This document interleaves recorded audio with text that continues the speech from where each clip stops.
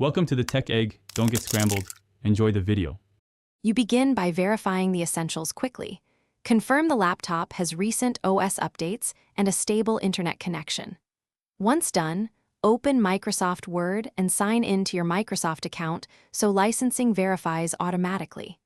Save and close any documents, then plug in the charger or confirm battery above 20% to prevent interruptions.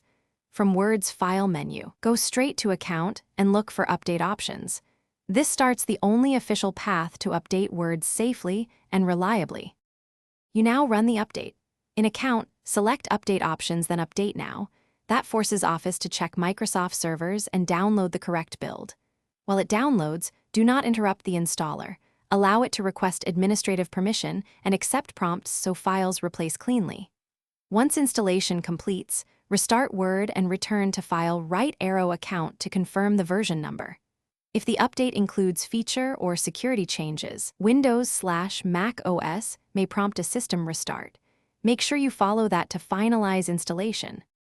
To finish, verify functionality. Open a document, test saving, and confirm templates load.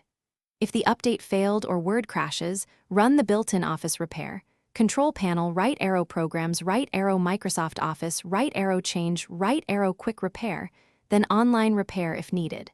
If licensing or sync issues persist, sign out of Office and sign back in to refresh credentials. For managed or business laptops, make sure the update channel in admin settings matches your IT policy. That resolves mismatched versions. Thanks for watching. Consider subscribing if I helped unscramble your problems.